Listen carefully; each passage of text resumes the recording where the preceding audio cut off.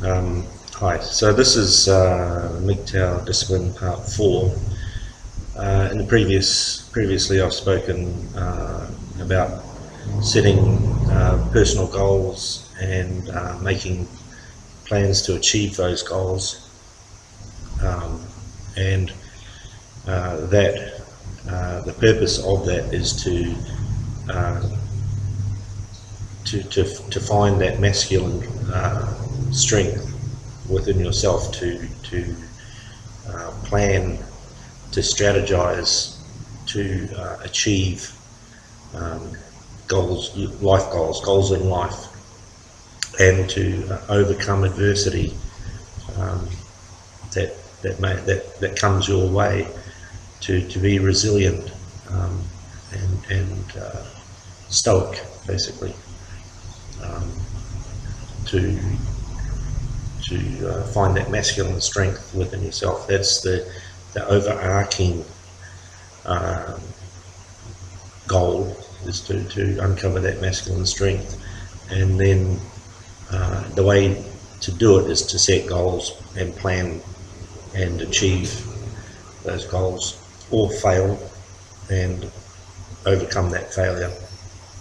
So that's a whole, just that simple part of planning and goal setting trains yourself to have a vision, and it's that long-term vision that makes you a leader, basically. And you've got to be a leader as a MGTOW. You've got to lead yourself. You can't just wallow in self-pity or whatever. There's no gain to be had there. There's no growth. You need to grow as a MGTOW. It's fulfilling. And then I've spoken about what I call making women invisible, and then that's about not validating women's appearance, and also not allowing women to exercise their veto power, because this is what they do. When you're out in public, women want you to look at them, and then they want to be able to judge in their minds, no, he's not worthy, no, he's not worthy. It makes them feel good. So it's called the male gaze by the feminists, and it is a definite thing, right? And there's two aspects to this. One is that the male gaze is valuable to women. They want validation from men in all manner of different ways, and also it can be weaponized against you, in that if you stare too long at the woman, she can then claim it's sexual harassment. So in the workplace, this is something it's important. I've heard of a case recently where a woman has sued a man for not turning up at a date, like for jilting her on a date. She's then turned around and sued the man for it. So it's getting worse. You're losing all of your rights to make decisions regarding women, and this making them invisible in public is a discipline that is about self-protection as much as about not validating, not giving the women free validation, because it's valuable. You don't give it away for free. So in part 4, you're now going to be able to transcend the red pill rage, and you're going to be able to transcend your urge to interact with women on just the most basics or levels. It takes a long time and a discipline in your subconscious to remove that conditioning, social conditioning, whereby you're told that women are princesses, that they're special, that they deserve special treatment, that they're not objects, and yet they objectify themselves. And there's this whole like crazy clown world around slut shaming and you know, all this you know, don't rape me even though I'm, you know, just this, like, it is absolute feminist clown world where there's just so many contradictions in their messaging that it's not worth me explaining it to you, or even you contemplating any of it. What you do is you overcome this conditioning, the social conditioning that you're provider and protector of women, all women. You need to realise they're just people, and they're not deserving of any of your time or attention. Now, your mother and your sister, they're women in your lives, and you know them, and so your relationship with them is completely different to a total stranger who's walking around with their tits hanging out, you know. So you don't need to deal with that second one. Your mother and your sister, of course, they're a different kettle of fish altogether. So I'm not still talking about breaking relationships within your family. What I'm saying is relationships that are totally casual with strangers. You don't need to bother with it. It distracts you from your path as a MGTOW. Now, I also, in a previous house, I spoke about a young obese girl falling over in front of me and me doing nothing to help. I just want to say, so I've got one regret in my life, and I just want to share that with you. And now I was must have been about 13 or 14 years old, and I was out at night on a Friday night in the city that I lived in at the time, and it was shopping, a late night shopping night, you know, so the town was full of people, and I was standing on a street corner on an intersection, traffic light controlled intersection, and some movement caught my eye, and I just looked across the street, and here were three young people, and they were running along the footpath and into an intersection. Now there's two lanes each way in the intersection, one turning right. This is in New Zealand, so they're driving on the left, and so there's a car waiting to turn right and giving way to oncoming traffic, and then there's a free lane to the left of that car where cars can either go left or straight ahead, and that lane was empty.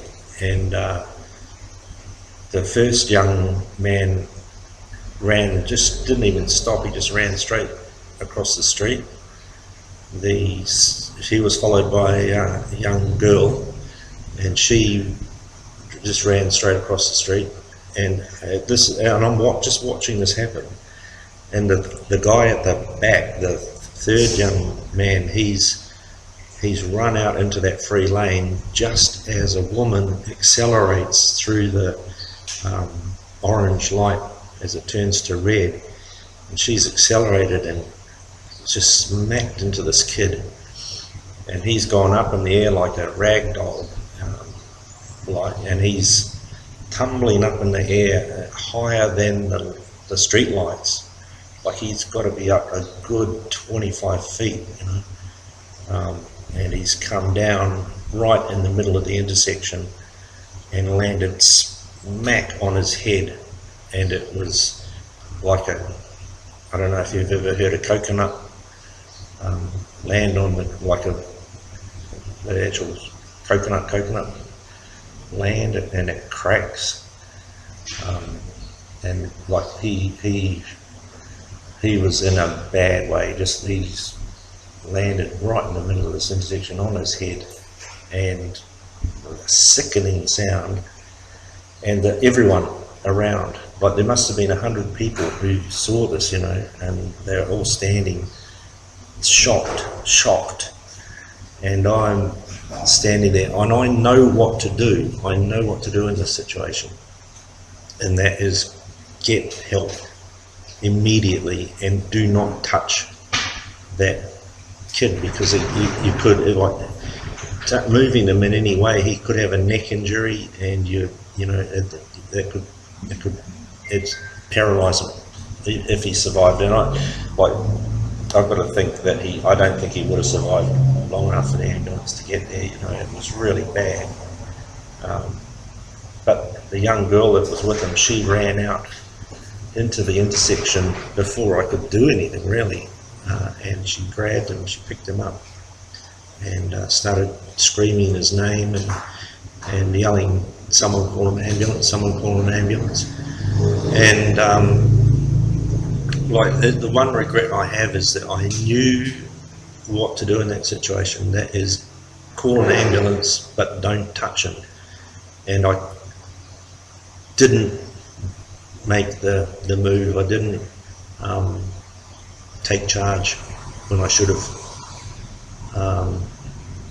And letting that girl pick him up like she did was the wrong thing to happen. And I could have stopped it, but I didn't. I don't know if the young man survived or not. I know he wouldn't have been the same if he did, that's for sure, So that's my one regret, is that I didn't do what needed to be done in the moment when I knew what to do. And so in the previous part, this way, like, it's been with me my whole life, that image, that whole scene. I've replayed it again and again, and I've just previous part on the discipline series here, I've talked about this young girl falling over in front of me.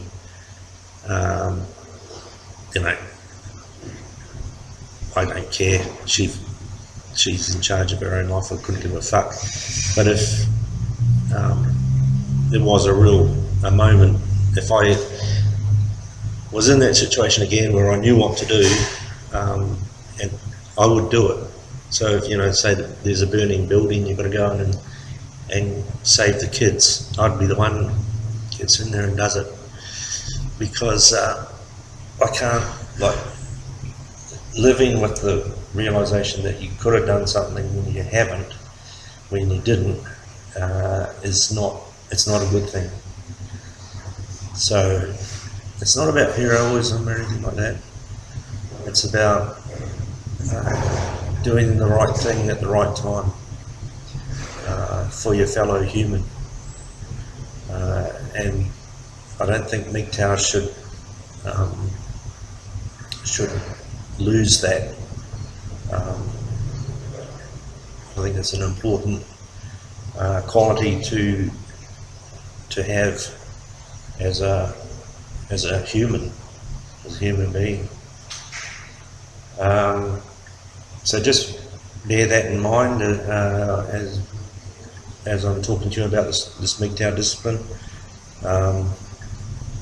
You've also got to maintain your humanity. So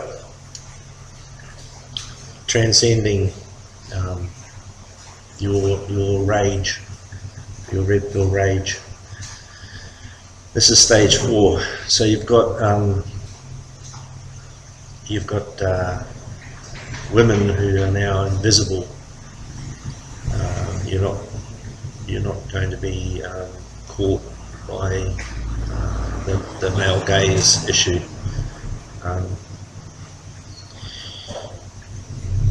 Once you're in that position where women are invisible, you can deal with them as just human beings. Like they're no longer of any significance. It's just like basically just like other men on the street. You know, you're courteous, but you don't.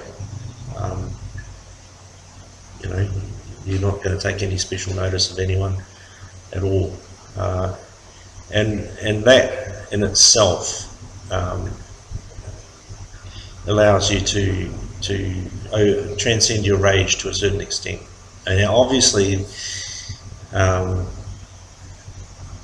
you would harbour a grudge against individual women. You know, I mean, that's something that's a personal thing. But this, I see a lot of MGTOW wasting a lot of time talking and going on about women and female behaviour, and to a MGTOW it really is a waste of time to be policing women's behaviour in any way, like critiquing it. Women are adults and they're entitled to make their decisions, and those decisions lead to consequences. So at the moment you've got these dating apps and you've got these women who are you know, you've got 1,000, 10,000 men in their DMs, and they think they're goddesses and that they can have casual sex without consequences, and by the time they're 30 they realise that they've made a mistake.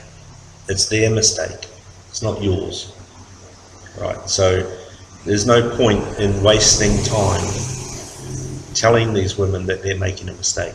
There's like, let them live their lives free from criticism from MGTOW. There's nothing to be gained from wasting your time criticising modern women in the West. They don't give a fuck what you say, for a start. They couldn't care less. So that is fine, right? There's nothing wrong with that. You have your discipline and your standards, and when it comes to the 30-year-old with a quadruple figure body count, she's not wife material. She's nothing to you. It doesn't matter. So there's no point in just criticising her, chastising her, telling her where she's made mistakes, whatever. It is irrelevant. And so this is where your rage needs to dissipate. You can't, like, there's this perception that MGTOW are just men sitting there waiting for women to hit the wall and laughing at it. It's a waste of time and money and effort. Just, they can smash through that fucking wall, get a dozen cats. It is irrelevant. You have got your goal and your plan and your strategy, and you are moving the way you want to move, and everything else is irrelevant, including the rage that you have for the red pill rage, whatever's caused it. You need to transcend that. It's not part of your MGTOW discipline. It has served its purpose, which is to put you on that MGTOW path, but it is not part of your discipline. So it's baggage, and you can leave it at the door. You don't need to carry it with you. And so once you can address that, you become totally indifferent to the women around you. They can whinge and bitch and carry on as much as you like, as much as they like. You are indifferent to it. You don't feel either way. You don't laugh at them. You don't feel pity for them. You just accept that that is what their lives are like. And it's irrelevant to you. It's not your life. You don't know these people. They're not a part of anything, your orbit. Okay, so you don't need to be concerned in any or disconcerted. It is totally about just living in the moment for yourself and achieving what you want to achieve in your life. So at that point, when you've got this calm, peaceful mindset, that's when you can transcend that rage and let it dissipate. You don't have to act on it. It can fade into the background. What's happened has happened. Nothing you can do to change it.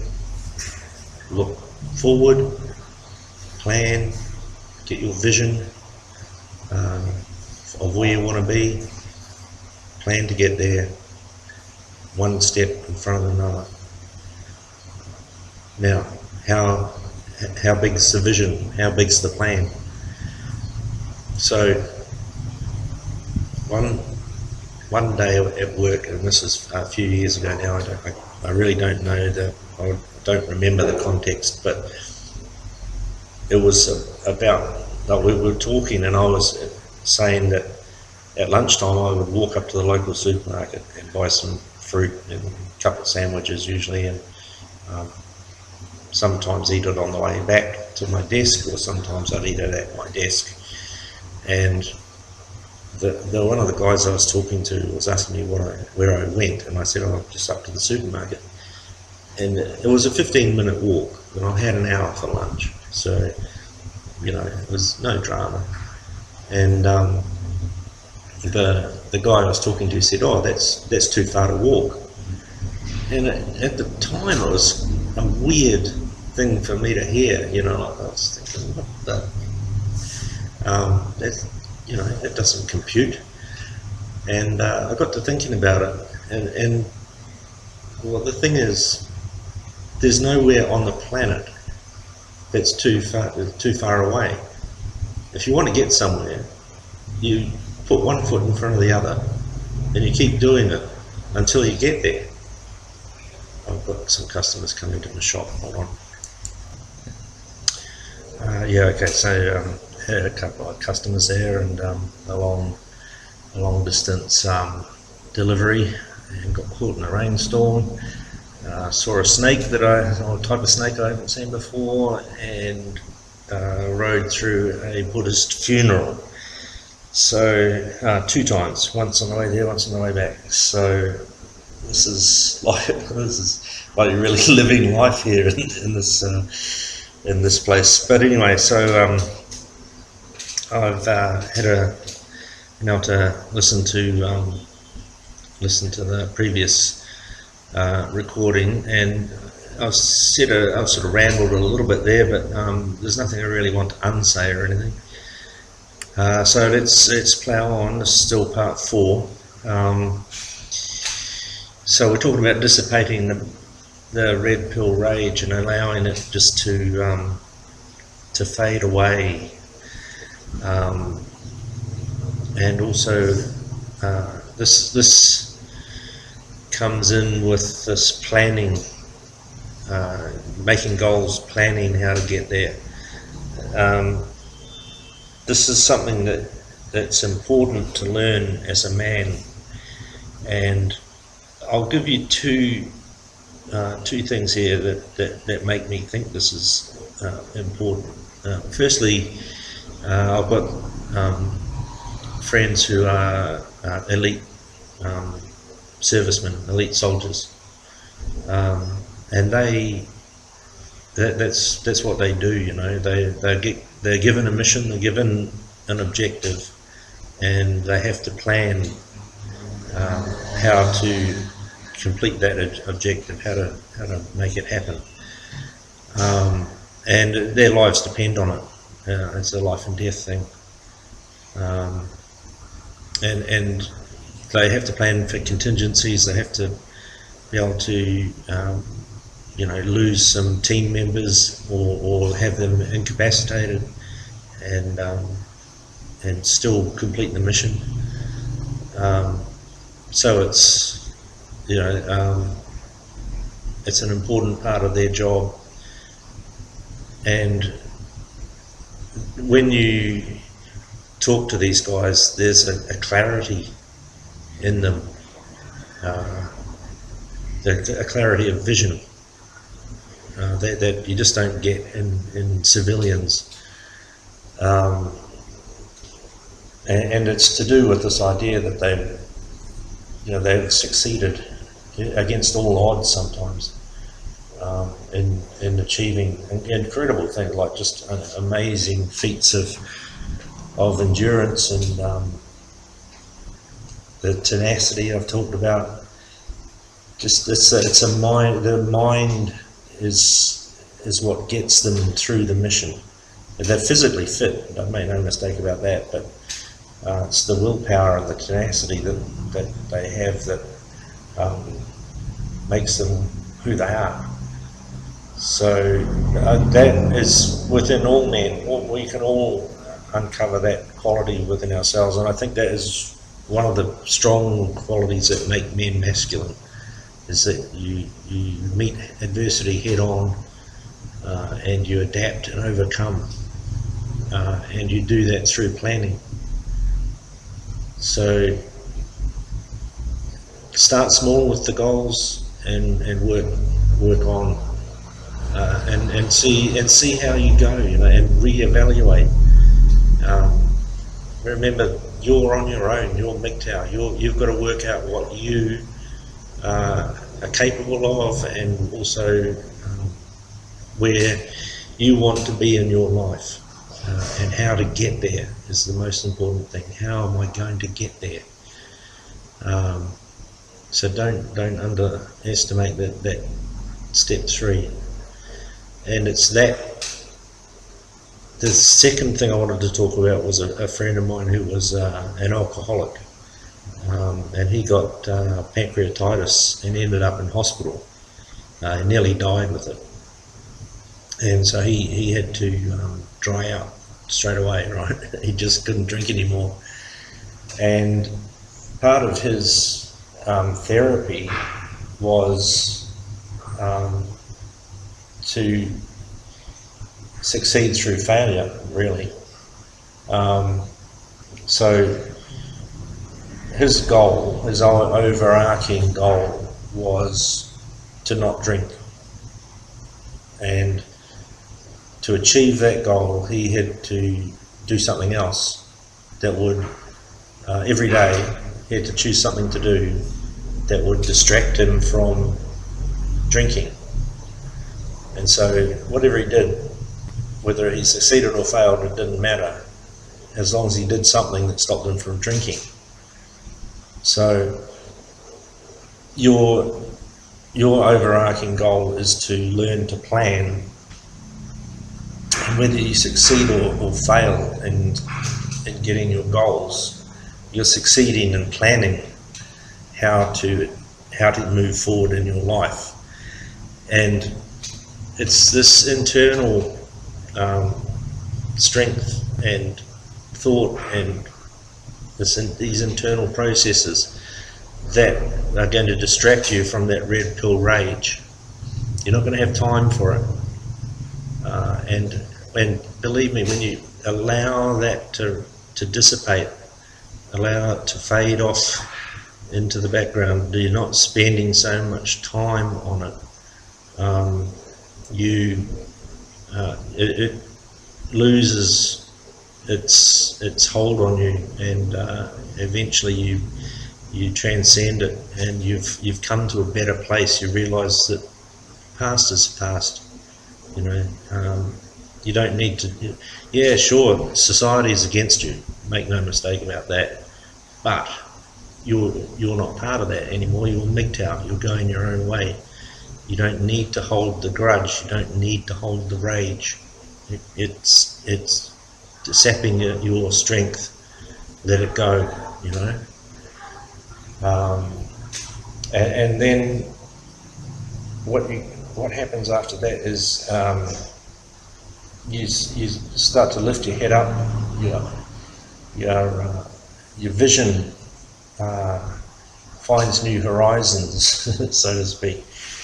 And I've got this, like, again, as a teenager, I used to listen, she's 15, 16, 17-year-old. I was doing a bit of mountaineering in New Zealand, in the Southern Alps of New Zealand, and this one weekend was a weekend in October, early October, so it was springtime, and I climbed up this mountain called Mount Mueller. It's reasonably high, you know. I can't remember exactly whether it's third or fourth or fifth highest in the Alps, something like that though. Anyway, it took me most of the day to get up it, and it was a beautiful sunny day, and the backs of my legs got sunburnt because I was wearing shorts, you know. And so there's a hut at the top of the mountain. There's a hut and an outside toilet. They call it a long drop in New Zealand. They call it a dunny in Australia, but yeah, long drop. And so I've gone out of this hut, and just behind the hut there was this huge cone of powder snow. Well, it would have been beautiful to ski, but oh geez, I don't know. It would have been probably 50 meters high, something like that. It's just this real, like, steep-sided dome, you know. So I put these plastic over trousers on, yellow high-vis plastic over trousers. Wouldn't have got anywhere in the fashion stakes, but they were practical, you know. Your wet weather gear you keep on the top of your pack, just in case the weather changes on you, you know. So I got them out, put them on, and just walked up this powder dome, powdered snow, and stood, put my arms out, and just fell back, and formed a perfect armchair right on the top of this dome, you know. And I'm just sitting there, and the day was beautiful. There wasn't a cloud in the sky, and I had Mount Cook over to my right at about 2 o'clock, and there was another mountain almost directly in front of me at that point as well. I can't remember the name of that one. Right at my feet I had Fox Glacier, with these massive ice cliffs, dark blue-green ice cliffs, and I couldn't actually see the glacier, but I knew it was there.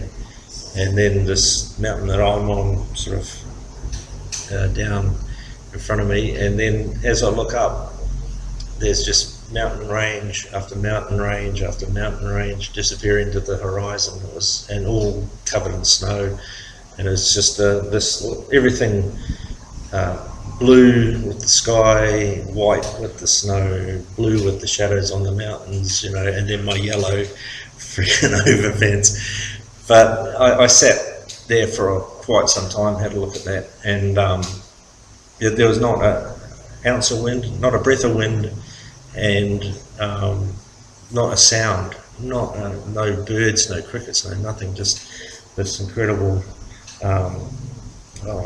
My girl's just served up pizza, hang on. Yeah, so back again.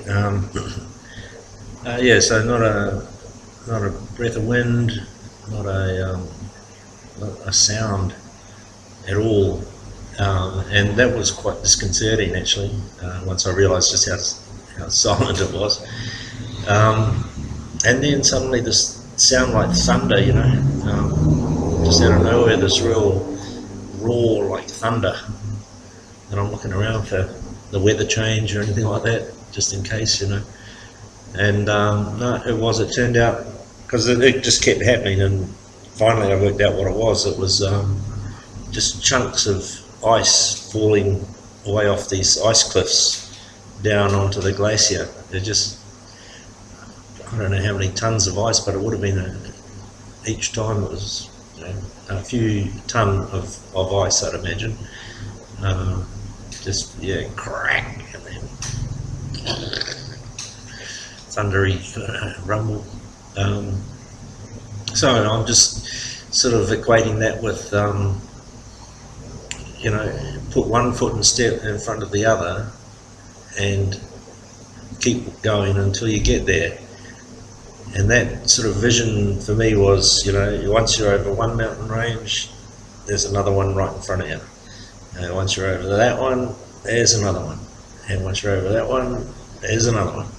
And if you want to get to the other side of that far mountain range, you just put one foot in front of the other. And you keep going until you get there. And humans have been doing that for hundreds of thousands of years. That's how we've migrated to every corner of the world. That's just, it's what we do. So I guess for what I'm trying to say here metaphorically is you find your direction, you find where you want to go, and you just keep going until you get there, as a MGTOW. And just as a suggestion, I would suggest you get your passport and go and have a look at other cultures. Something I wish I'd done as a younger man, that's for sure. But yeah, you get out and see the world. It's an amazing place. Alright, I'll leave that there. I don't know if I'm going to do another part to this, but if you want more clarification or anything else about this, just let me know in the comments. And I hope this helps.